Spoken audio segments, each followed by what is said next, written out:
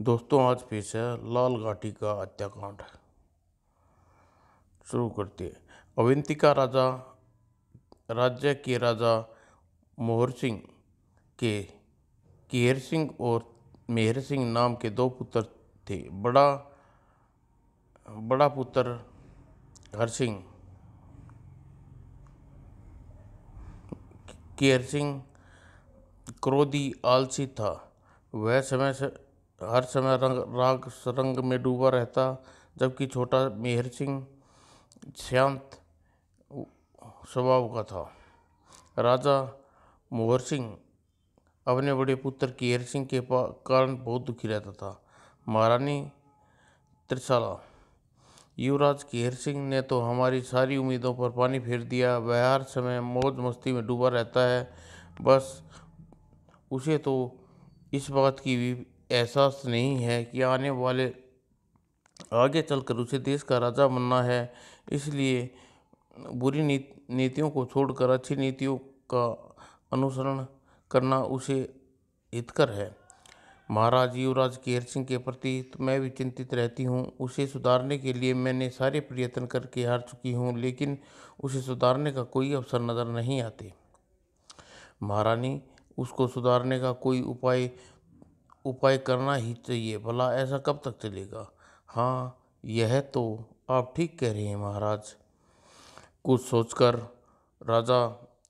महाराज युवराज केहर सिंह को सुधारने का हमें विचार आया, तो यदि आज्ञा दे तो कहो रानी। महाराज युवराज केहर सिंह अब व्यस्त हो चुका है, उसका विवाह कर दिया जाए। यह आप क्या कह रही हैं महारानी? कहकर महारानी सोच में डूब गया। मैं ठीक कह रही हूँ महाराज। मुझे आशा नहीं, पूरा विश्वास है विवाह होने के बाद युवराज मेहर सिंह के स्वभाव में अवश्य बदलाव आएगा। वह क्या पता वह त्रिभुशी राजकुमारी आकर युवराज केहर सिंह की कायाकल्प कर दे। महारानी, हमें आपकी बात का सार प्रतीत हो रहा है, अतः हम इस बारे में सोचेंगे। उस दिन गंभीर आज आज्ञा कीजिए महाराज। प्रधानमंत्री जी, बड़े युवराज केहर सिंह दिनों दिन बिगड़ते जा रहे हैं। महारानी त्रिशला चाहती है हम उसका विवाह कर दिया जाए। उसका विचार है कि युवराज केहर सिंह विवाह कर देने से शायद उसके स्वभाव में बदलाव आ जाए। आपका क्या विचार है? राजा मेहर सिंह की बात सुनकर प्रधानमंत्री जयदेव सोच में पड़ गए। तत्पश्चात महारानी का सोचना ठीक है। हर पुरुष सफलता के पीछे नारी का हाथ होता है। प्रधानमंत्री जी, इस बात का मतलब यह हुआ आप भी महारानी की बात से सहमत हैं? हाँ महाराज, युवराज का विवाह कर देना चाहिए, तभी उसके स्वभाव में बदलाव आएगा। ठीक है, आज युवराज केहर सिंह के लिए सुयोग्य राजकुमारी खोज कीजिएगा और हमें ही युवराज केहर सिंह से विवाह करना ही चाहते हैं। और प्रधानमंत्री जयदेव उसी दिन युवराज केहर सिंह के लिए सुयोग्य राजकुमारी की खोज में जुट गया। एक दिन महाराज, दीनागढ़ की राजकुमारी मंदाकिनी युवराज केहर सिंह के लिए शर्त योग्य है। यदि आप आज्ञा दें तो हम दीनापुत्र राज्य में दीना सिंह से बात कर रही जाए। प्रधानमंत्री, आप तुरंत ही दीनागढ़ जाइएगा और हमारे इस बारे में राजा दीना सिंह से बात कीजिएगा। हमें रिश्ते में कोई एतराज़ नहीं है। राजा मेहर सिंह के आदेश पाकर प्रधानमंत्री जयदेव तुरंत दीनापुर चले गए और राजा दीना सिंह से मिलकर विवाह पक्का कराए। तत्पश्चात एक दिन सुमुहूर्त देखकर युवराज केहर सिंह राजकुमारी मंदाकिनी से विवाह हो गया। विवाह के पश्चात राजकुमारी मंदाकिनी विदा लेकर अवंतिका आ गई। विवाह के पश्चात प्रथम रात्रि युवराज केहर सिंह राजनर्तकी चंद्ररेखा के पास पहुंचा। युवराज, आप और यहाँ क्या बात है? राजनर्तकी चंद्ररेखा, हमें देखकर तुम हैरत में क्यों पड़ गई? तुम यहाँ प्रथम बार आए हैं? युवराज, आपका कहना सही है, लेकिन आपका अभी विवाह होकर चुका है। इसी समय महल में दुल्हन आपका इंतजार कर रही होगी, अतः आज का दिन आपके लिए यहाँ ना कर नवी वधू के पास जाना चाहिए। चंद्रलेखा, माना हमारा विवाह हो चुका है, लेकिन हमारे जीवन में राजकुमारी मंदाकिनी के स्थान सदैव तुम्हारे बाद रहेगा। हम तुम्हारे महबूब में छूट सकते हैं, यह तुमने कैसे सोच लिया? यह सुनकर आप मुझे इतना ऊंचा स्थान दे रहे हैं, ओह भाग्य मेरी। चंद्ररेखा, इन व्यर्थ की बातें छोड़ो और सोमरस का प्रबंध करो। साथ ही आज हम ऐसा नृत्य दिखाओ कि पूरी तरह मदहोश हो जाए। जो आज्ञा। मैं आपके लिए अभी हुक्म की तालीम करती हूँ। और कुछ देर बाद युवराज केर सिंह सोमरस पान कर राजा नृत्य चंद्रलेखा के नृत्य चरम सीमा पर पहुंचा। आह, और तेज नाचो चंद्रप्रभा, और तेज। पर तभी युवराज मेहर सिंह के यहाँ प्रवेश किया। ओह, मेरा शक ठीक निकला, भैया केर सिंह यहीं पर है। कुछ सोचकर केर सिंह के पास पहुंचा। भैया, मेहर सिंह को वहां देखकर चंद्रलेखा ने नृत्य रोक दिया और मेहर सिंह की आवाज़ सुनकर केर सिंह चौंक कर उसकी ओर देखा। मेहर सिंह, तुम यहाँ क्यों आए हो?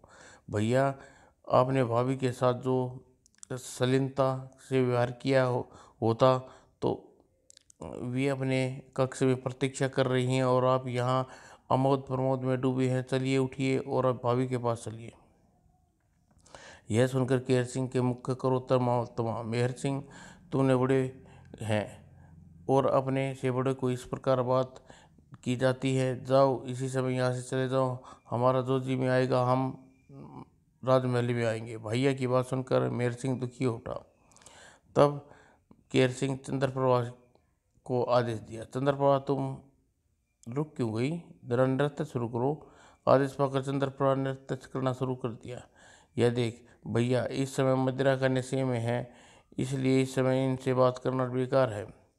और वह सोचकर मेहर सिंह वापस चला आया। वह उदास सा महाराज मेहर सिंह के पास पूछा। मेहर सिंह, कुछ पता चला? युवराज केर सिंह इस समय कहाँ है? पिताजी महाराज इस समय राजनृत्य की चंद्रलेखा के यहाँ मदिरा के नशे में बेहोश पड़े हैं। मैंने उन्हें बहुत समझाया और वहाँ से चलने के लिए कहा, उन्होंने मुझे डांट कर भगा दिया। ओह! राजा सोच में डूब गए। लगता है युवराज केर सिंह से विवाह से हमने उचित नहीं किया। विवाह की प्रथम रात्रि जब उन्हें राजनर्तकी के यहाँ पड़ा हुआ तो आगे न जाने क्या करेगा। दूसरी ओर राजनर्तकी चंद्रलेखा के नृत्य गान होता रहा और मदिरा के नशे में युवराज केसर सिंह उसी रात वहीं पड़ा रहा। धीरे धीरे इस प्रकार कई माह बीत गए। युवराज केसर सिंह के व्यवहार में कोई परिवर्तन नहीं आया। वह पहले की तरह रंग महफिलों में डूबा रहता। एक दिन, युवराज केसर सिंह, तुम बच्चे नहीं हो, लेकिन तुम्हारी जिम्मेवारी से आभास हो। राजमहल में राजकुमारी मंदाकिनी की तुम्हारी प्रतीक्षा में सारी रात जाकर काट देती है। तुम राजनर्तकी के यहाँ पड़ी रहती हो। कुछ ध्यान है मंदाकिनी? और तुम्हारी पत्नी है? पिताजी महाराज की बात सुनकर युवराज केसर सिंह मुझे रूखे स्वर में बोले। पिताजी महाराज, मेरा विवाह अपनी मर्जी से किया, मुझे उसमें कोई दिलचस्पी नहीं। मैं अपने जीवन अपनी इच्छानुसार जीने से स्वतंत्र हूँ। कृपा मुझ पर अपना आदेश थोपने की कोशिश न कीजिए। लेकिन राजा मेहर सिंह स्थान पर खड़े रह गई। युवराज केसर सिंह, हमें ऐसा उद्दंड की कदी आशा नहीं थी। अब तो वह हमारा सम्मान भी सामना भी करने लगा है। अब उसे किसी प्रकार आश्चर्य रखना व्यर्थ है।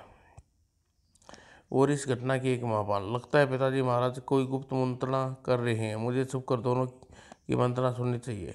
यह केसर सिंह खिड़की से पर्दे के पीछे छिपकर खड़ा हो गया। उसने अपना पूरा ध्यान अंदर की बातों में लगा दिया। और कक्ष के अंदर महारानी, युवराज केसर सिंह और से हम पूरी तरह निराश हो चुके हैं। वह किसी प्रकार भी सुधरने वाला नहीं है। तब क्या सोचा महारानी, अब हम बूढ़े हो गए हैं, राजकाज सुचारू रूप से नहीं चला सकते, इसलिए हम छोटे युवराज मेहर सिंह को राजा गद्दी पर सौंप देना चाहते हैं। यह आप क्या कह रहे हैं महाराज? बड़े पुत्र के होते हुए हम छोटे पुत्र को राजगद्दी सौंपेंगे? महारानी, नालायक केर सिंह का नाम हमारे सामने मत लो। यदि हम उसे देश का राजा बना दिया तो वह हमारे अब तक के अजित मान यश कालिक पोत देगा। नहीं, हम उसे कदापि देश का राजा नहीं बनाएंगे। दूसरी ओर, ओह, तो यह मेरे विरुद्ध षड्यंत्र रचा जा रहा है। यू और मेर सिंह को राजगद्दी सौंपने की योजना बनाई जा रही है, लेकिन ऐसा कदापि नहीं होने दूंगा। राजगद्दी पर सर्वप्रथम मेरा हक है, मैं उसे हासिल करके रहूंगा। उधर महारानी त्रिशला राजा मेर सिंह से कह रही थी,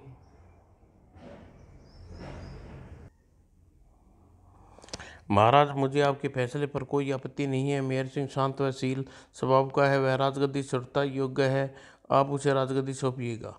राजकुमारी, हम प्रशंसा है कि पुत्र मोह में न डूबकर तुमने अपने सही फैसला का अनुपालन किया। इधर कक्ष से बाहर, ओह माता पिता इस प्रकार देश वास रखेंगे, यह मैंने सपने में भी नहीं सोचा था कुछ भी हो। मेर सिंह को इस देश का राजा नहीं बनने दूंगा। केर सिंह वानी हेमन ताव खाता हुआ वहां से सब आगे बढ़ गया। दूसरे दिन मेर सिंह प्रधानमंत्री जयदेव से कहा, प्रधानमंत्री, हम युवराज मेर सिंह को राजगद्दी सौंपना चाहते हैं, इस बारे में क्या विचार है? महाराज, यह आप क्या कह रहे हैं? रीति रिवाज के अनुसार बड़े युवराज को राजगद्दी सौंपनी चाहिए, क्या इस रिवाज को भूल गए महाराज? प्रधानमंत्री जी, इस रिवाज को हम भूले तो नहीं है, लेकिन हम समझते हैं कि युवराज केहर सिंह इस देश का राजा बनने के योग्य नहीं है। हमारा विश्वास है कि विवाह के पश्चात केहर सिंह सुधर जाएगा, लेकिन हमारा भ्रम निकला। अब तो सारी रात वह राजनृत्य के चंद्ररेखा के यहाँ पड़ा रहता है। ऐसे विलासी राजा को राजगद्दी कैसे सौंपना ठीक रहेगा? मेर सिंह की बात सुनकर प्रधानमंत्री जयदेव ने सोच में पड़ गया। महाराज, कहना तो ठीक है, विवाह के पश्चात युवराज केहर सिंह सुधरने की बजाय और बिगड़ गए हैं, जबकि छोटे युवराज केहर सिंह बुद्धिमान शील स्वभाव के हैं। छोटे युवराज को ही राजगद्दी सौंपना ठीक रहेगा। प्रधानमंत्री जी, हम चाहते हैं कि कल ही से सपरिवार कुलदेवता की पूजा के लिए लाल घाटी में स्थित कुलदेवता के मंदिर में चले जाएं, और क्योंकि ईश्वर प्रथा अनुसार वह राज घोषणा के करने से पूर्व परिवार को हमें कुलदेवता के दर्शन करने हैं। हाँ महाराज, कुलदेवता का आशीर्वाद तो लेना ही पड़ेगा। प्रधानमंत्री जी, आप हमारे जाने की तैयारी की दीजिए। कल हम बेला में सपरिवार कुलदेवता के आशीर्वाद लेने लाल घाटी जाएंगे। और राजमहल से वापस लौटने के पश्चात मेर सिंह व महारानी त्रिशला, युवराज केहर सिंह व युवराज मेर सिंह व राजकुमारी मंदाकिनी को बताया, कल प्रातः हम कुलदेवता के आशीर्वाद लेने के लिए लाल घाटी जाएंगे। यह सुनकर, मैं जानता हूँ पिताजी, कल आप सपरिवार कुलदेवता का आशीर्वाद लेने लाल घाटी क्यों जा रहे हैं? मेर सिंह को अवंतिका का राजा घोषित करने से पहले कुलदेवता का आशीर्वाद प्राप्त करना जो जरूरी है, लेकिन मैं ऐसा नहीं होने दूंगा। कुलदेवता के दर्शन से पूर्व ही मैं मेर सिंह को मौत के घाट उतार दूंगा और अवंतिका पर एक छात्र मेरा राज होगा। दूसरे दिन राजा मेर सिंह अपने परिवार के साथ रथ में बैठकर लाल घाटी की ओर जाने को उत्सुक हुआ। तब मेर सिंह ने प्रधानमंत्री जी को धीरे से कहा, प्रधानमंत्री जी, कल प्रातः हम कुलदेवता के दर्शन करके वापस लौटेंगे। तुम राज्याभिषेक समारोह की पूरी तैयारी रखना। वापस लौटते ही युवराज मेर सिंह को अवंतिका का नया राजा घोषित कर देंगे। जो आज्ञा महाराज, मैं पूरी तैयारी रखूंगा। राजा मेर सिंह रथ में बैठते और सारथी ने रथ आगे बढ़ा दिया। रथ जंगल में पहुंचने के बाद मेर सिंह ने कहा, मेर सिंह, बड़ी प्यास लगी है, क्या यहाँ पानी का इंतजाम हो सकता है? क्यों नहीं भैया, मैं रथ रखवाइए, मैं पानी की खोज में जाता हूँ। और तब रथ रखवा गई। युवराज बेखबर पानी की खोज में चला दिया। युवराज मेर सिंह, जब तुम पानी लेकर वापस लौटोगे तो पाचा पलट चुका होगा, तब तक कुछ मेरी मुट्ठी में होगा। और जब मेर सिंह अपने दुष्ट से ओंझल हो गया, रथ से उतरा और रथ का सारथी के पास गया। सारथी, तुम आज तक राजकुल की बहुत सेवा की है, आज की सेवा उसका पुरस्कार देना चाहते हैं। सारथी चौंक कर केसर सिंह की ओर देखा। चौंको मत सारथी, हमें तुम्हें इस जन्म से मुक्ति देना चाहते हैं ताकि दूसरे जन्म में तुम हरी सेवा कर सकी। युवराज, यह आप क्या कह रहे हैं? और युवराज केसर सिंह ने सारथी के की बात का कोई जवाब नहीं दिया। तत्काल उसके पेट में तलवार घोंस दी। केसर सिंह, तो यह तुमने क्या किया? निर्दोष सारथी को क्यों मार डाला? सारथी की पीड़ा से जलमाता भूमि पर गिर गया, थोड़ी देर तड़पा, प्राण त्याग दिया। उसके बाद, पिताजी महाराज, लगता है आप सटिया गए हैं। क्या बक रही हो केसर सिंह, तुम होश में नहीं हो? मैं तो होश में हूँ पिताजी महाराज। बेहोश तो आप हो गए हैं ताकि बड़े होते हुए छोटे को राज सौंपना चाहते हो। ओह, तो यह सब तुमसे यह सब किसने बताया? यह सब मुझे किसी ने नहीं बताया, स्वयं अपनी कानों से सुना, आंखों से देखा है। चलो कोई बात नहीं, एक न एक दिन तो यह सब पता चलना ही था। पिताजी महाराज, आप फैसला बदल डालिए और मेहर सिंह के स्थान पर मुझे अविंतिका का राजा घोषित कीजिए। नहीं, ऐसा नहीं हो, कदापि नहीं हो करूँगा। तुम निकम्मे हो। मैं अविंतिका का राजा गद्दी कैसे सौंप सकता हूँ? एक बार फिर सोच लिया पिताजी महाराज, वरना इसका अंजाम बुरा होगा। तुम मुझे धमकी दे रहे हो केसर सिंह? कान खोल कर सुन लो, अविंतिका का राजा तुम नहीं मेहर सिंह होगी। यह सुनकर केहर सिंह ने क्रोध में पागल हो उठा। केहर सिंह, स्वामी, यह आपने क्या नर्थ कर दिया? और मेहर सिंह कटे वृक्ष की तरह रथ से गिर पड़े। यह देख हत्यारे, तुम भी सतगति प्राप्त नहीं होगी। तूने अपने देवता तुल्य पिता की हत्या की, नीच पापी, कहकर रानी त्रिशला सब पर फूट फूट कर रोने लगी। केहर सिंह रानी त्रिशला के पास पहुंचा। माँ, स्वर्गलोक में पिताजी महाराज की आत्मा अकेले तड़प रही होगी, इसलिए मैं चाहता हूँ आपको भी उसके पास भेज दूँ। यह सुनकर रोती हुई रानी त्रिशला झटके से सिर उठाया। तो क्या तू मुझे भी मार डालेगा? माँ, मेहर सिंह के अवंतिका का राजा बनने के षड्यंत्र में आप और पिताजी महाराज के साथ शामिल थी, और आपने यह कैसे सोच लिया आपको जीव छोड़ दूंगा? केहर सिंह, आज तूने बेटे कहते हुए अत्यंत लाज आ रही है। यह मुझे पता होकर तू यह करेगा तो पैदा होते ही मैं तेरा गला घोट देती। हा हा हा, कोई बात नहीं माँ, यह काम मैं अब किए देता हूँ। और कहकर महारानी त्रिशला की छाती में तलवार घोप दी। भली प्रकार दूध की लाज निभाई है, जमाना तुम पे थूकेगा। कहते हुए महारानी त्रिशला के प्राण पे उड़ गए। दूसरी ओर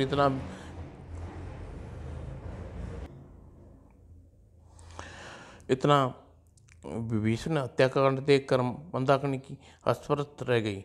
केसर सिंह, यह तुमने क्या किया? जन्म देने वाले मुँह को मौत के घाट उतार दिया। मेरा सिर क्यों चकरा रहा है? मंदाकिनी का लाख संभलने की कोशिश की, लेकिन उसकी चेतना लुप्त हो गई और वह लहरा कर रथ पर गिर पड़ी।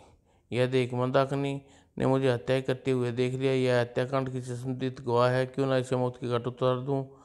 और केसर सिंह तभी यह सोच विचार कर रहा था कि मेहर सिंह आते देखा। ओह, मेहर सिंह पानी लेकर इधर आ रहा है। इससे पहले यहाँ पहुँचे वस्तुस्थिति समझे मुझे उसके पास पहुँच कर उसे मौत के घाट उतार देना चाहिए। उधर तेज तेज कदम बढ़ता हुआ मेहर सिंह के पास पहुंचा। लो भैया, आपके लिए पानी ले आया हूँ। केहर सिंह ने उसकी बात का कोई जवाब नहीं दिया और अचकचाक मेहर सिंह के पेट में तलवार घोंप दी। भैया, यह आपने क्या किया? और तत्पश्चात मेहर सिंह पेट से तलवार खींच कर ली और साथ में पेट से खून का फवारा निकला। हा हा हा हा। मेहर सिंह तड़प कर ने लगा। कुछ देर बाद उसके प्राण पखेरु उड़ गए। यह देख, हा हा हा, अब मेरा रास्ता साफ हो गया है। अब अविंतिका का राजा कोई नहीं रोक सकता। तत्पश्चात केहर सिंह मंदाकिनी के पास पहुंचा। कुछ क्षण जब मंदाकिनी की आंखें खुली, स्वामी मुझे मत मारो। अविंतिका बैग देखकर, ठीक है मंदाकिनी, मैं तुम्हें नहीं मारेंगे, लेकिन वचन देना होगा कि इस हत्याकांड के बारे में किसी को सच्चाई नहीं बताओगी। जो कुछ भी देखा है लोगों से कहने पर तुम बात का अनुमोद करोगी। मैं वचन देती हूँ नाथ, मैंने किसी को कुछ नहीं बताऊंगी। मंदाकिनी, तुम्हारी बात पर विश्वास किए लेता हूँ। जाओ, अब कुल देवता के दर्शन लालघाटी चले। और रथ में पड़ी मेहर सिंह और त्रिकला व सारथी की लाशें उतारने झाड़ियों में फेंक दी और मंदाकिनी के साथ रथ में बैठकर लालघाटी की ओर चल दिया। कुलदेवता के मंदिर में पहुंचकर मेहर सिंह ने कुलदेवता की मूर्ति को प्रणाम किया। कुलदेवता, अवंतिका राजा का विधान स्वीकार करो। तभी कुलदेवता की आवाज़ गूंजी, केहर सिंह, अपने परिवार की हत्या करने के पश्चात तू हमारा आशीर्वाद लेने आया है। एक हत्यारे को भला आशीर्वाद कैसे दे सकते हैं? यह सुनकर, ओह कुलदेवता, सब कुछ मालूम है। क्या होगा? अब कुलदेवता मुझे आशीर्वाद देंगे? तभी कुलदेवता की आवाज़ वातावरण में गूंजी, केसर सिंह, चूँकि मेरा सिवा राजा मेहर सिंह के वंश में कोई नहीं बचा, इसलिए समाप्त होते वंश को मिटने देने के लिए हम तुम्हें 20 वर्ष का समय देते हैं। इसलिए तो हम समाप्त होते वंश को मिटने देंगे और हम तुम्हें 20 वर्ष का समय देते हैं। क्या मतलब कुलदेवता? केसर सिंह, मंदाकिनी की कोख से तेरे 2 संतानें होंगी, बड़ी लड़की और एक लड़का उत्पन्न होगा। दोनों संतान जुड़वा उत्पन्न होंगी और 20 वर्ष की हो जाएंगी। तब तेरा लड़के को पूरी तरह राज्य संभालने योग्य होगा और उस दिन भी वे दोनों 20 वर्ष के हो जाएंगे। उसी दिन तेरा अंत हो जाएगा और इस प्रकार तेरी मृत्यु के पश्चात तेरा पुत्र मेहर सिंह देश के वंश मिटने नहीं देगा और वो अपने कुल की कीर्ति बढ़ाएगा। कहकर कुलदेवी की आवाज़ आनी बंद हो गई।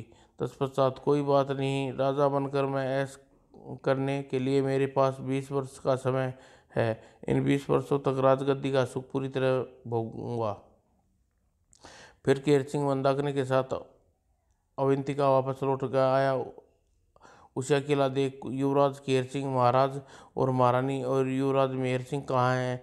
वे लोग आपके साथ कुलदेवता का आशीर्वाद लेने के घाटी गए थे। प्रधानमंत्री का कथन सुनकर केहर सिंह फूट फूट कर, अबू प्रधानमंत्री जी, हम अकेला छोड़कर सब चले गए। आपके कहने का मतलब युवराज केसर सिंह, वे सब लोग कहाँ चले गए? प्रधानमंत्री जी, वे सब लोग यहाँ से आज कोई वापस नहीं लौट के आता।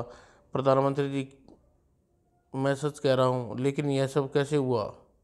प्रधानमंत्री जी, वन में पहुंचकर पिताजी महाराज को प्यास लगी। मेहर सिंह उनके को उसके पास छोड़कर मैं पानी लेने के लिए वन में गया। जब मैं पानी लेकर वापस आ रहा, मैंने एक शेर के जोड़े ने पिताजी महाराज और माँ और सारथी को मौत के घाट उतार दिया। उन सभी शवों को बुरी तरह चीर फाड़ कर दिया। हमने किसी प्रकार शेर के जोड़े को भगाया। तत्पश्चात शवों को इकट्ठा कर उन्हें दाह संस्कार कर दिया। ओह, यह तो बहुत बुरा हुआ। प्रधानमंत्री जी, हमारी दुनिया लुट गई है। हमें समझ में नहीं आ रहा अब हम क्या करें। पिताजी महाराज की अनुपस्थिति में देश की बागडोर कैसे संभाले? कौन संभालेगा? युवराज, चूँकि राज परिवार में अब आप ही बचे हैं, इसलिए इस देश के नए राजा आप हैं। प्रधानमंत्री जी, हम इतने महत्वपूर्ण पद पर भला किस प्रकार संभाल पाएंगे? युवराज, हिम्मत ना आ रही है, आपके साथ हूँ, जिम्मेवारी में आपको संभालनी पड़ेगी। और जल्दी ही सारे राज्य में मेहर सिंह की मृत्यु की सूचना फैल गई और यह समाचार फैलते ही सारे राज्य में शोक की लहर दौड़ गई। और 13 दिन पश्चात युवराज केसर सिंह ने विविध अभिषेक किया गया। ओह, आज कितनी खुशी का दिन है। आज मेरी मनचाही ही मुराद पूरा होगी। कितना सौभाग्यशाली हूँ। और रात को राजा नृत्य की यहाँ दासी चंद्ररेखा, अवंतिका के नए राजा को प्रणाम करो और चंद्ररेखा, व्यर्थ का शिष्टाचार छोड़ो। लाओ मदिरा लाओ, आज हम पूरी तरह तुम्हारे मदिरा के नशे में डूब जाना चाहते हैं। चंद्ररेखा जल्दी ही मदिरा लेने दूसरे कक्ष में चली गई। दूसरे और भगवान की मूर्ति के समक्ष मंदाकिनी कह रही थी, भगवान मुझे माफ़ करना, मैंने अपने पति के पाप में सहभागी हूँ। उनका साथ देने के अलावा मेरे सामने कोई चारा नहीं है। मुझे क्षमा करना भगवान, कहकर मंदाकिनी भगवान की मूर्ति के सामने फुट कर रोने लगी। दूसरे दिन कीर्ति सिंह के दरबार में घोषणा की, प्रजावासियों, हर राजा का राज करने का अपना अपना अलग ढंग होता है। अपने ढंग से राज्य पर करना चाहता हूँ। जो भी हमारी राह में रोड़े अटकाएंगे उसे हम किसी हालत में सहन नहीं करेंगे। यह बात आप लोगों को ध्यान रखें। केर सिंह की बात सुनकर दरबार में सन्नाटा छा गया। केर सिंह सबसे पहला काम किया, आसपास जितने छोटे राज्य हैं उन राजाओं को हराकर उनका राज्य अपने अवंतिका में मिला लिया। इस प्रकार अवंतिका की सीमा काफ़ी विस्तार हो गया। केसर सिंह काफ़ी क्रूर था। जरा सी गलतियों पर लोगों को पीड़ादायक का दंड देता और धीरे धीरे उसके मन में अहंकार जाग उठा और लोगों से कहा, मुझे शक्तिशाली राजा इस दुनिया में कोई नहीं है। जो भी मैं करता हूँ वही ठीक है। मैं सबसे ज़्यादा बुद्धिमान हूँ। नीति मुझसे बड़ा पंडित भला कौन होगा। आप ठीक कह रहे हैं राजन। और चापलूस उसके कथन पर फूल कर गुफा हो जाता। एक दिन अविंतिका राज्य में वर्षा नहीं हुई। संभवतः राज्य का सूखा पड़ गया। अत्यंत अन्न मिलने में कठिनाई होने लगी। फसलें झुलसाकर सूख गई। सारी फसलें जलकर सूख गई हैं। लोग क्या खाएंगे। लोग फरियाद लेकर केर सिंह के पास पहुंचे। महाराजा, अकाल के कारण लोग भूखे मर रहे हैं, कुछ कीजिए महाराज। तब केर सिंह ने विचार विमर्श करने के लिए मंत्रिमंडल की बैठक बुलाई। महाराज, राज्य में जहाँ जहाँ वर्षा नहीं हुई है अनाज जल्दी से लदी 17 गाड़ी यहाँ भेज दी जाएंगी। नहीं नहीं, यह मूर्खता है पूर्वक है महामंत्री। हमें तुम्हारी बुद्धि पर तरस आते हैं। यह सुनकर वह मंत्री अपना मुंह लेकर रह गया। लोग अपने अपने ढंग से केर सिंह को सुझाव देने लगे। महाराज, सूखाग्रस्त राज्य में गहरे कुएं खुदवाए जाएं। किसी दूसरे मंत्री ने सुझाव दिया, महाराज, इंद्र को प्रसन्न करने के लिए करना चाहिए। ब्राह्मणों और गाय का दान और स्वर्ण दान करना चाहिए। ऐसा करने से राज्य में खूब वर्षा होगी। केर सिंह ने सभी सुझाव सुने और अवश्य, लेकिन सुझाव माना नहीं। प्रधानमंत्री जयदेव अभी चुपचाप बैठे थे, सुझाव सुन रहे थे। तभी, महाराज, जामनगर राज्य से कोई दूत आया, आपसे मिलना चाहता है, उसे हमारे पास ले आओ। और कुछ देर बाद जामनगर का दूत केसर सिंह के सामने उपस्थित था। महाराज, आदेश पाकर। महाराज, मेर सिंह की जय हो। कहो दूत, कैसे आए हो। महाराज, हमारे राज्य में आपसी झगड़े मतभेद बड़े हैं, इसलिए हम सैनिकों की सहायता चाहते हैं। यह सुनकर केर सिंह जामनगर के राजा की सहायता करने, उसे अपने उपकार उतरे दबाने के लिए यही उचित अवसर हाथों से जाने न दे। कुछ सोचकर उसने दूत से कहा, ठीक है दूत, हम जामनगर में अपने 15,000 सैनिक भेजने की व्यवस्था कर देते हैं। धन्यवाद महाराज। और इस बारी सिर झुकाकर दूत कक्ष से बाहर निकल गया। उसके जाते ही, क्षमा करना महाराज, आज्ञा हो तो एक बात कहूँ। कहिए प्रधानमंत्री जी। महाराज, जामनगर में 15,000 सैनिक भेजने का निर्णय आपने किया है यह उचित है।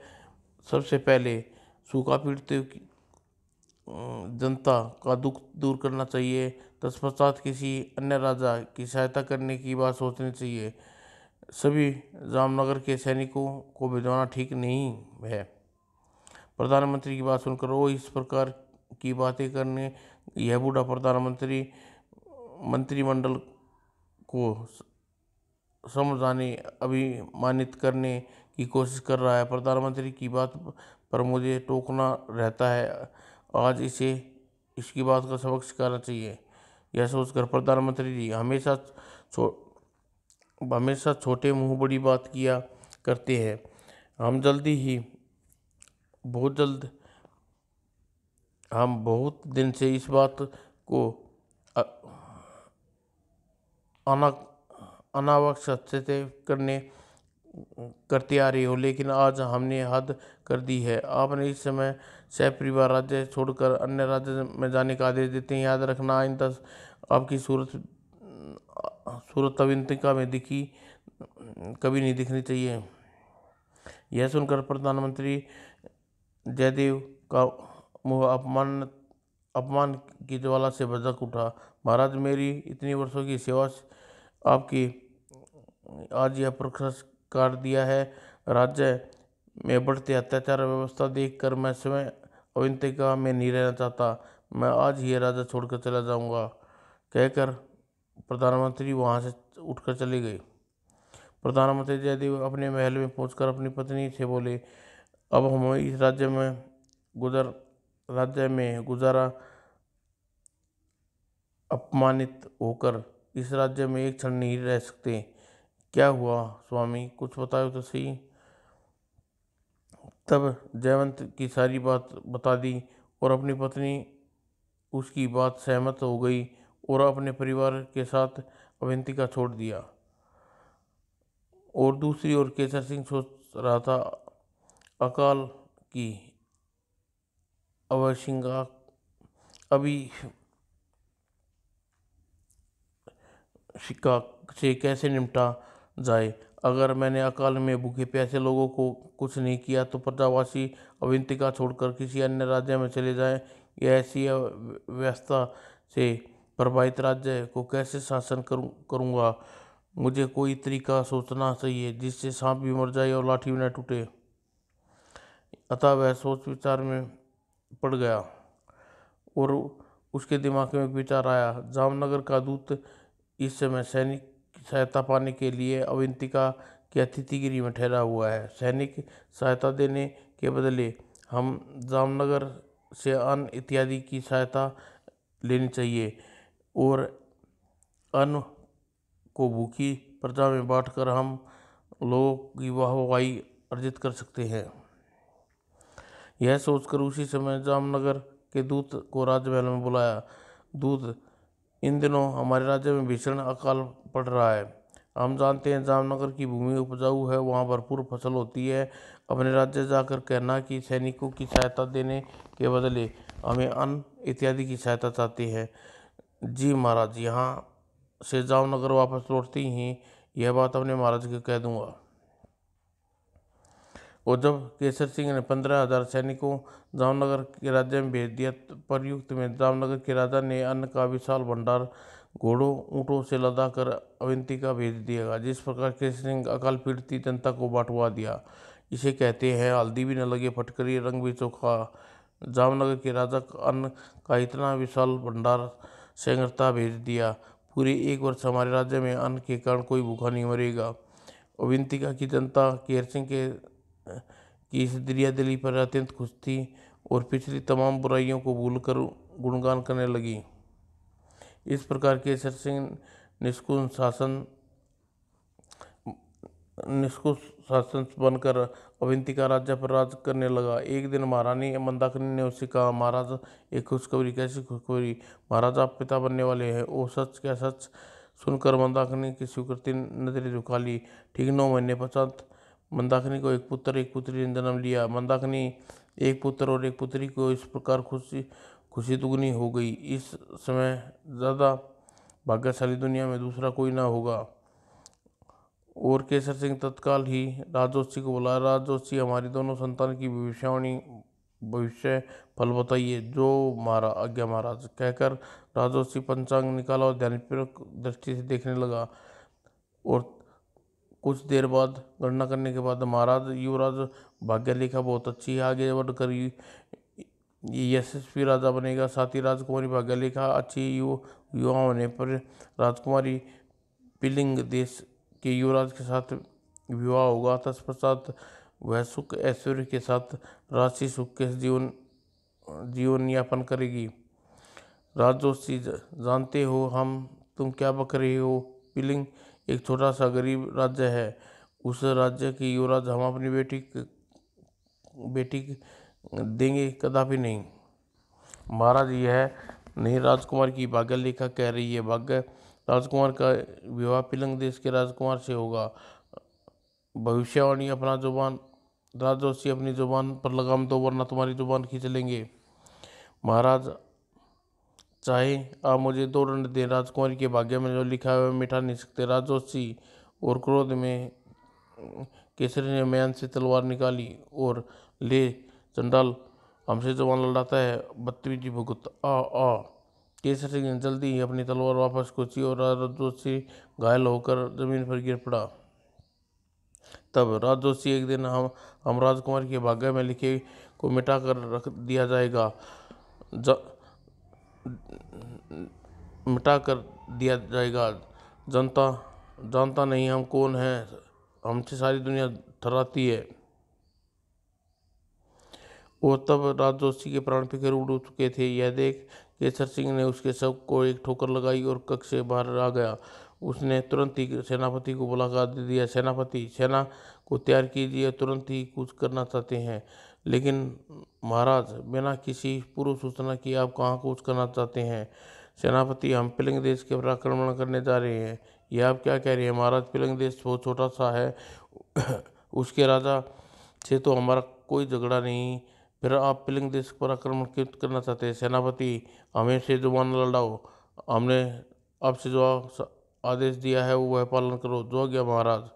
और कहकर सेनापति कक्ष से बाहर निकल गए।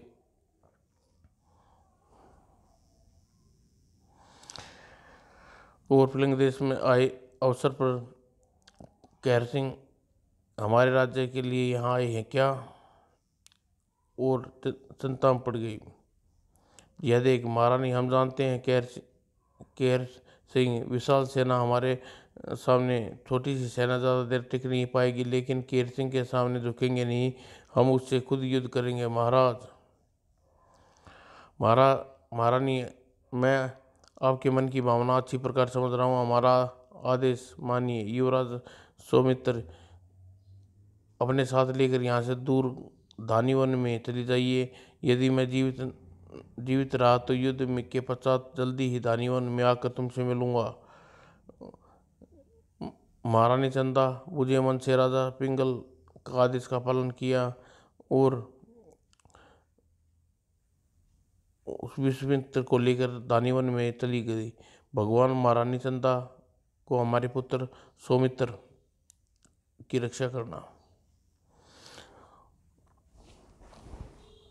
और राजा पिंगाल जल्दी ही अपनी छोटी सी सेना को इकट्ठा किया। मेरे प्यारे सैनिकों, अवंतिका राजा का केसर सिंह किसी भी क्षण हमारे राज्य पर आक्रमण करने वाला है। हमें विश्वास है कि अपनी बहादुरी के साथ दुश्मन सेना का सामना करोगे। महाराज हम जान दे देंगे, अपने देश पर आँच नहीं आने देंगे। और उसी दिन केसर सिंह और विशाल सेना पिंगल में आ पहुंची और दोनों राज्य में घमासान मुठभेड़ हुई। कुछ देर में छोटी सेना अवंतिका की विशाल सेना के सामने पांव उखड़ने लगे और तभी युद्ध भूमि में लड़ते लड़ते केसर सिंह पिंगल का आमना सामना हुआ। पिंगल अब तू मेरे होने के लिए तैयार हो जाए। केसर सिंह अपने देश की खातिर लड़ते लड़ते जान देकर मुझे खुशी होगी, मुझे अपनी जान का कोई फिक्र नहीं है। और यह केसर सिंह पिंगल का घमासान युद्ध हुआ। केसर सिंह का निशाना बांध कर पिंगल प्रति छोड़ा उसकी छाती में लगा। हमसे सामना करने चला था मूर्ख। और पिंगल के मृत होकर रथ पर गिर पड़ा। केसर सिंह भूमि पर विजय का पताका फैला दिया। तत्पश्चात उसने अपने सैनिकों को आज्ञा दी, सैनिकों पिंगल राजमहल में आग लगा दो और सारा राज परिवार अग्नि में जलकर तड़प कर मर जाए। जो आज्ञा महाराज। और सैनिकों ने तत्काल ही केसर का आदेश का पालन किया और उसके बाद दूध कर पिंगल का महल दूध करके जलने लगा। हा राजोशी की भविष्यवाणी आज झूठी कर दी। पिंगल का सारा राज परिवार आग में जलकर भस्म हो जाएगा। विजय के बाद मद में डूबा हुआ केसर अवंतिका वापस लौटा और केसर की क्रूरता का समाचार महारानी मंदाकिनी को तक भी पहुंच गया। महाराज की क्रूरता की सीमा पार कर चुके हैं। युवराज चंद्रसेन राजकुमारी चंद्रकला बड़े होने पर अपने पिता के स्वभाव पर बुरा असर पड़ सकता है। बड़े होने पर दोनों का व्यवहार अपने पिता के समान हो गया तो मैं ऐसा कदापि नहीं होने दूंगी। और तब मंदाकिनी ने केसर सिंह के अनुनय करने के पश्चात इस बात के लिए राजी कर लिया। युवराज को शिक्षा दीक्षा देना गढ़ भेज दी जाकर होगी। महारानी, तुमने आज प्रथम बार हमसे कुछ मांगा है, इसलिए युवराज और राजकुमारी को दीनागढ़ भेजने के लिए तैयार हैं। धन्यवाद महाराज। तब नन्हे युवराज और कला राजकुमारी कला को महारानी मंदाकिनी अपने पिता के पास दीनागढ़ भेज दिया और युवराज और युवराजनी कला का लालन प्यार संपूर्ण राज्य के ठाट के साथ दीनागढ़ में होने लगा। दूसरी ओर पिंगल देश की रानी चंदा वन में झोपड़ी बना कर अपने पुत्र सौमित्र भी अब बड़ा हो गया था। और जब इधर धीरे धीरे 20 वर्ष हो गए, जब एक दिन केर सिंह मंदाकिनी से बोला, महारानी, युवराज चंद्रसेन और राजकुमारी कला को देखने को दिल कर रहा है। आपके देखने को हमारा बहुत मन कर रहा है, तो इसमें इतना उदास होने की क्या बात है महाराज। अभी दूत को दीनागढ़ भेज कर युवराज और राजकुमारी कला को बुला लेते हैं। मंदाकिनी ने तुरंत दूत को आदेश दिया और दीनागढ़ के लिए रवाना कर दिया। जल्दी ही युवराज चंद्र और राजकुमारी अवंतिका आई। हमारे बच्चे इतने बड़े हो गए। केसर सिंह अपने दोनों सुल्तानों को देखकर प्रसन्न हुआ, लेकिन नीति उसकी प्रशंसा देखी न गई। दूसरे ही दिन राजकुमार और राजकुमारी कला बोले, बच्चों, आज शिकार के लिए धानी वन जा रहे हैं, क्या तुम भी हमारे साथ चलोगे? हाँ हाँ, क्यों नहीं, हमें अपने साथ धानी वन ले चलेंगे पिताजी महाराज। और तब महारानी मंदाकिनी भी साथ ले लिया। हाँ माँ को भी साथ ले चलिए पिताजी। और तब केसर सिंह से परिवार धानीवन की ओर चल दिए और कुछ देर बाद धानीवन में पहुंच गए। इस बेअमान जंगल में झोपड़ी किसकी है, कौन रहता है इसमें? उसने अपने हाथी को झोपड़ी के सामने बढ़ा दिया। जैसे ही झोपड़ी के समीप पहुंचा, एक विजिटर सर्प ने उसकी गर्दन पर सांप, और इससे पहले गर्दन में पड़ा सांप को पकड़कर दूर फेंकता। केसर सिंह पीड़ा से कराता और नीचे गिर पड़ा। सब लोग दौड़कर उसके पास आए। महाराज को क्या हुआ? महारानी, हमें सांप ने डस लिया। जल्दी केसर सिंह का विष का प्रभाव छाने उसकी आंखें मूंदने लगी। तभी आवाज़ गूंजी, केसर सिंह, मैं तुम्हारा कुल देवता बोल रहा हूँ। मैंने शराब बनकर तुझे डसा है, लेकिन कुल देवता, आपने ऐसा क्यों किया? याद है केसर सिंह, आज से 20 वर्ष पहले अपने परिवार की मौत के घाट उतारा था। तब मैंने तुझे श्राप दिया था, तेरा पुत्र 20 वर्ष का हो जाएगा, उसी दिन तेरा अंत हो जाएगा। और आज युवराज 20 वर्ष का हो चुका है। तेरी मौत तेरे पास है केसर सिंह। और अंतिम समय के पास केसर सिंह अपने किए पापों का परिचित हो गया। उसे हाथ जोड़कर कुलदेवता से बोला, कुलदेवता, मैं पापी हूँ, जीवन और मैंने पाप किया, मुझे क्षमा कर दो। और तब कुलदेवता ने कुछ नहीं कहा और जल्दी ही केसर सिंह की मृत्यु हो गई। और उसे मृत्यु देखकर वन देवता की आवाज़ फिर वातावरण में गूंजी, इस पापी की मृत्यु का शोक न करो, उठो और इस झोपड़ी के स्वामी के पास जाओ और उसके परिवार का अधिकार वापस करो।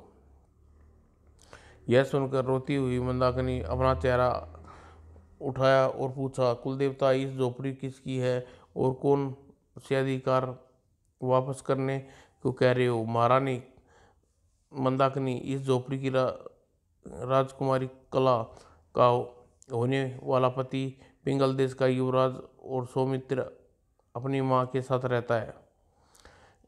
आज से वर्षों पहले केसर सिंह ने पिंगल देश पर हमला करके राजा पिंगल को मौत के घाट उतार दिया था। मंदाकिनी यहाँ अपने 2 वर्षीय पुत्र सौमित्र के साथ छुपी हुई है, धानी वन आ गई थी। तब से यहीं झोपड़ी बनाकर रह रही है। महारानी मंदाकिनी, तुम महारानी चंदा के पास जाओ, उससे राजा केसर सिंह के कृत्य की क्षमा मांगो और राजकुमारी कला का विवाह युवराज सौमित्र से करके पिंगल का युवराज सौमित्र को राज्य वापस लौटा दो। और यह सुनकर मैं ऐसा ही करूंगी कुलदेवता। महाराज केसर सिंह ने अपने कुल के काफ़ी कलंक लगाए हैं, आज उसे सभी कलंकों को धो दूंगी। और तब युवराज चंद्र और राजकुमारी कला के साथ महारानी मंदाकिनी की झोपड़ी में पहुंचे। आप कौन हैं? मैं महारानी चंदा, मैं अवंतिका की महारानी मंदाकिनी हूँ और ये दोनों मेरे बेटे हैं। मैं पिंगल राज्य आपके पति द्वारा किए गए अत्याचारों से तुम्हें क्षमा मांगती हूँ। आज पिंगल तुम्हें वापस लौटाती हूँ। साथ ही तुम्हारी अपनी पुत्री का विवाह तुम्हारे पुत्र से करना चाहती हूँ। क्या? मंदाकिनी की बात सुनकर चंदा हैरत में डूब गई और तब मंदाकिनी ने उसे केसर सिंह की मृत्यु के और कुलदेवता की भविष्यवाणी के बारे में बताया। फिर सब लोगों ने मिलकर दानी के वन में केसर सिंह की चिता तैयार की और युवराज चंद्र ने चिता में अग्नि दी। तत्पश्चात दोनों महारानी चंदा व युवराज सौमित्र के साथ लेकर अवंतिका वापस लौटे और शुभ मुहूर्त पर राजकुमारी कला और सौमित्र का विवाह हो गया। तत्पश्चात पिंगल राज्य सौमित्र को सौंप दिया गया और चंद्र अवंतिका का राजा बन गया। समाप्त दोस्तों।